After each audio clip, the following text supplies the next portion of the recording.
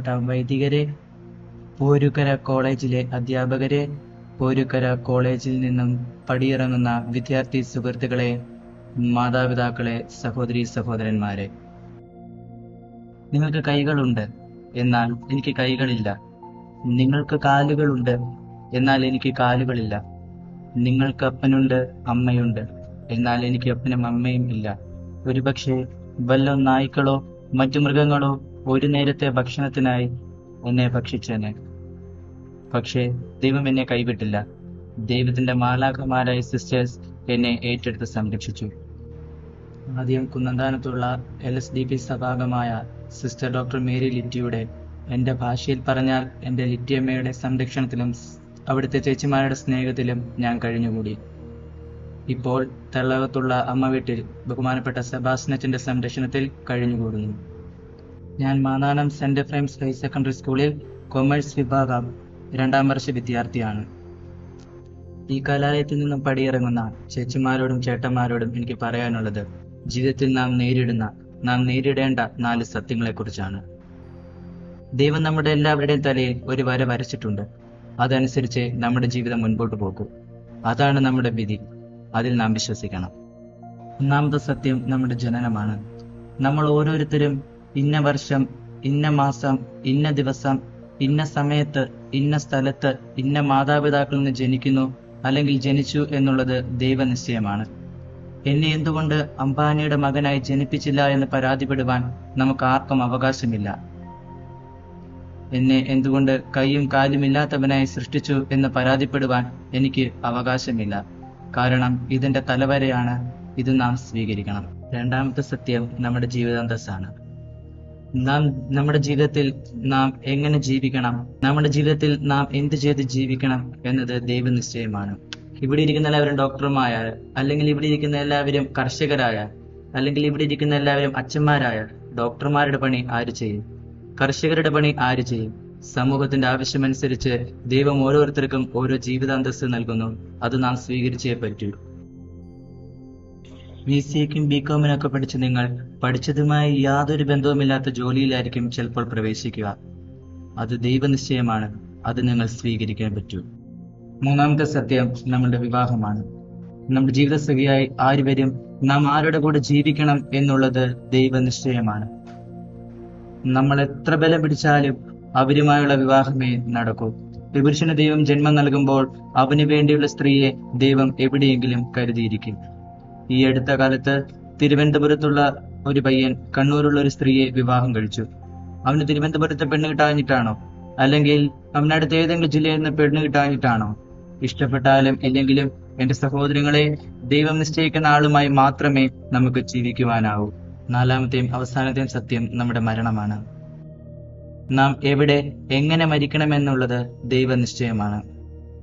പ്രിയമുള്ളവരെ, ഇതാണ് നാം ജീവിതത്തിൽ മനസ്സിലാക്കേണ്ട, നാം ജീവിതത്തിൽ പഠിക്കേണ്ട 4 സത്യങ്ങൾ. ദൈവനിശ്ചയം പോലെ എല്ലാം നടക്കട്ടെ എന്ന് പറഞ്ഞ് വെറുതെ കുത്തിയിരിക്കുവാൻ നമുക്ക് അവകാശമില്ല. നമ്മുടെ കഴിവുകളും നമ്മുടെ ജീവിത സാഹചര്യങ്ങൾ വളർത്തി നമ്മുടെ ജീവിതത്തെ മുൻപോട്ട് കൊണ്ടുപോകുമ്പോൾ ദൈവം തമ്പുരാൻ തന്റെ പദ്ധതി അനുസരിച്ച് നമ്മുടെ ജീവിതത്തെ നിയന്ത്രിച്ചുകൊള്ളും. നിങ്ങളെല്ലാവരും ഒത്തിരി സ്വപ്നങ്ങൾ കാണുന്നവരാകണം. നിങ്ങളുടെ ജീവിതത്തിൽ നിങ്ങൾക്ക് ഒരാളെ സഹായിക്കാൻ പറ്റുന്നുണ്ടെങ്കിൽ ഈ പ്രപഞ്ചം മുഴുവൻ നിങ്ങളുടെ സ്വപ്നം, നിങ്ങളുടെ ലക്ഷ്യം സാക്ഷാത്കരിക്കുവാൻ നിങ്ങൾക്ക് വേണ്ടി പണിപ്പെടുമെന്ന് പൗലോ കൊയ്ലോ പറയുന്നുണ്ട്. ഈ കുട്ടനാട്ടിൽ നിന്ന് സ്വപ്നങ്ങൾ കണ്ട് പ്രസിദ്ധനായ ആളാണ് നിങ്ങളുടെ നാട്ടുകാരൻ വിശുദ്ധ ചാവറയച്ചൻ. ഈ കോളേജിന്റെ പേരുകാരനായ പോരുക്കര തോമാച്ചൻ ഈ ചമ്പക്കുളംകാരനാണ്. പ്രസിദ്ധ സാഹിത്യകാരൻ തകഴി ശിവശങ്കരപിള്ള ഈ UP സ്കൂളിൽ പഠിച്ചിട്ടുണ്ട്. അവർക്കൊരു സ്വപ്നമുണ്ടായിരുന്നു. ആ സ്വപ്നങ്ങളുടെ പിന്നാലെ അവർ പോയി. യാതൊരു സൗകര്യങ്ങളോ യാതൊരു സാഹചര്യങ്ങളോ ഇല്ലാതിരുന്ന ഈ കുട്ടനാട്ടിൽ നിന്നും അവർ ലോകപ്രസിദ്ധരായി. ഒന്നിനും നിങ്ങൾ തോറ്റുകൊടുക്കരുത്. ചമ്പക്കുളമല്ല നിങ്ങൾ ഉദ്ദേശിക്കുന്ന ലോകം. കുട്ടനാടല്ല, ആലപ്പുഴ ജില്ലയല്ല, കേരളമല്ല, ഇന്ത്യയല്ല, അതിനപ്പുറത്ത് മറ്റൊരു ലോകം ഉണ്ട് എന്നുള്ള സത്യം നിങ്ങൾ മനസ്സിലാകണം. ഈ ലോകം കടുത്ത മത്സരങ്ങളുടേതാണ്. പിടിച്ചു നിൽക്കണമെങ്കിൽ കടുത്ത മത്സരങ്ങൾ നടത്തിയേ പറ്റൂ. നമ്മുടെ ജീവിത സാഹചര്യങ്ങളും നമ്മുടെ കഴിവുകളും വളർത്തിയെടുത്ത് വികസിപ്പിച്ച് ഈ ലോകത്തോട് നമ്മൾ പൊരുതണം. എന്നെ കൊണ്ടൊന്നിനും കൊള്ളില്ല, എന്നെ കാണാൻ കൊള്ളില്ല തുടങ്ങിയ ചിന്തകൾ പ്രിയമുള്ളവരെ നിങ്ങൾ ജീവിതത്തിൽ വെച്ചു പുലർത്തരുത്. അത്തരം ചിന്തകൾ ഞാൻ വെച്ചു പുലർത്തിയിരുന്നെങ്കിൽ ഒരുപക്ഷെ ഇന്ന് ഞാൻ ഈ ലോകത്ത് ഉണ്ടാവുമായിരുന്നില്ല. എനിക്കെല്ലാം സാധ്യമാണെന്ന ചിന്തയോടെ ജീവിതത്തെ മുൻപോട്ട് കൊണ്ടുപോവുക. നെഗറ്റീവായിട്ടുള്ള ഒരു ചിന്തയും നിങ്ങളുടെ ജീവിതത്തിൽ ഉണ്ടാവരുത്. ഇതൊന്നും ശരിയല്ല, എന്നെ കൊണ്ടൊന്നും ആവില്ല, ഈ ലോകം ശരിയല്ല, എന്റെ മാതാപിതാക്കൾ ശരിയല്ല, എന്റെ സഹോദരങ്ങൾ ശരിയല്ല തുടങ്ങിയ ചിന്തകൾ പാടെ ജീവിതത്തിൽ നിന്ന് മാറ്റി ശുഭാപ്തി വിശ്വാസത്തിൽ ജീവിക്കുവാൻ പഠിക്കുക.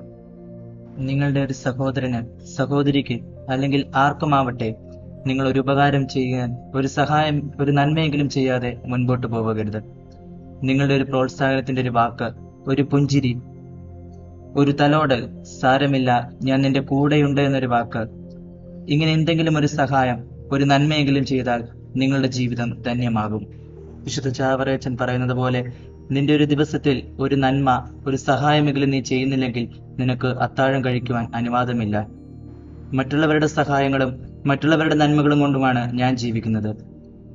എന്നെ എന്തിനിങ്ങനെ സൃഷ്ടിച്ചു ദൈവമേ എന്ന് പല നിമിഷങ്ങളിലും ദൈവത്തോട് ചോദിച്ചിട്ടുണ്ട്. എന്നെ സൃഷ്ടിച്ചപ്പോൾ എന്തോ മാനുഫാക്ചറിങ് ഡിഫക്റ്റ് പറ്റി. പക്ഷെ ഞാൻ അതിനെ അംഗീകരിക്കുകയാണ്.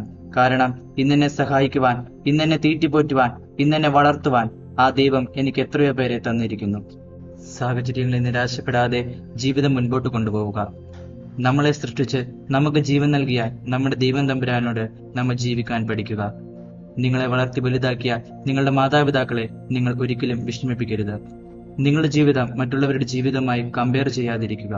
നിങ്ങളുടെ ജീവിതം, നിങ്ങളുടെ കഴിവുകൾ, നിങ്ങളുടെ ജീവിത സാഹചര്യം, അവയിൽ കാലൂന്നി ജീവിതത്തെ മുൻപോട്ട് കൊണ്ടുപോകുവാനാണ് ദൈവം ആഗ്രഹിക്കുന്നത്. കൂടിയിരിക്കുന്ന എല്ലാവരുടെയും പേരിൽ എന്റെ ചേട്ടന്മാരോടും ചേച്ചിമാർക്കും നൂറുമേനി വിജയം ആശംസിക്കുന്നു, പ്രാർത്ഥിക്കുന്നു. നിങ്ങളെ കാണുവാനും നിങ്ങളോട് സംസാരിക്കുവാനും എനിക്ക് അവസരം തന്ന, എന്നെ ക്ഷണിച്ച പ്രിൻസിപ്പൽ ബഹുമാനപ്പെട്ട ജോസി അച്ഛനോടും എന്റെ ഹൃദയം നിറഞ്ഞ നന്ദി അറിയിക്കുന്നു. ദൈവം എല്ലാവരെയും സമൃദ്ധമായി അനുഗ്രഹിക്കട്ടെ. Love you to all. Thank U.